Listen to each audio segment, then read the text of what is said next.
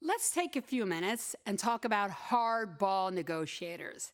Every negotiator's worst case scenario is finding themselves sitting across from a win-lose, aggressive hardball negotiator. Why does somebody employ these hardball tactics? A few reasons. It could be a fear of losing, a fear of you using hardball tactics. It could be that they're not prepared, or perhaps it's just their personality. I'm going to give you a few options of what you can do to set the stage to reduce hardball tactics. Using the word cooperate, research has found, seems to minimize hardball negotiators, so you want to throw out that word in the first few minutes of the negotiation. Introduce and employ what I like to call rules of engagement. These are strategies of how we'll work together that will reduce hardball negotiating.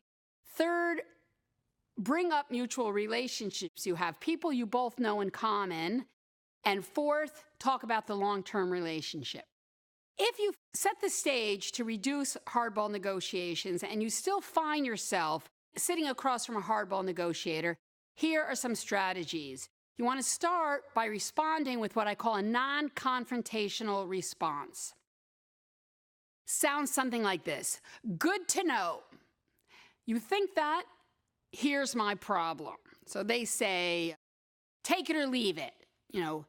They offer you an ultimatum. That's a pretty hardball tactic. Say, good to know. You think it's a one-shot take it or leave it deal. Here's my problem. I don't have enough information to either take it or leave it. A second strategy you can do is say something like good to know and then ask for advice. So good to know you think that, but I don't know what to do when someone gives me an ultimatum. What do you do when someone gives you an ultimatum? Or good to know that it seems you want me to make all the concessions. I'm not sure how to handle that.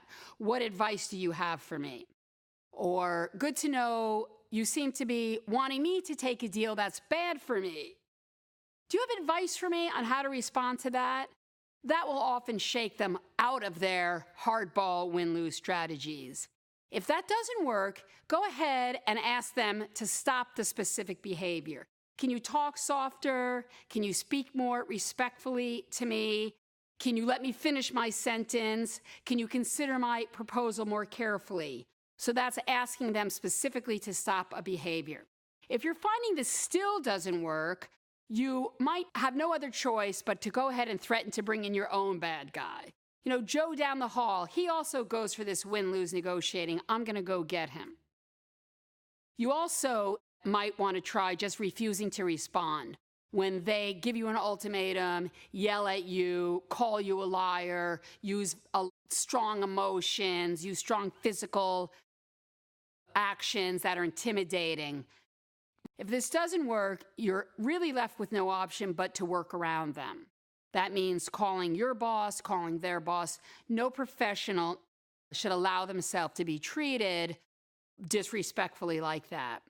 The key is when you're working with win-lose, aggressive hardball negotiators, you cannot let that behavior work. You cannot let their behavior turn into you making concessions that don't belong to them and agreeing to a deal that's not really good for you. Finally, in closing, it's a great opportunity to develop a certain skill set when you're working with a win-lose hardball negotiator.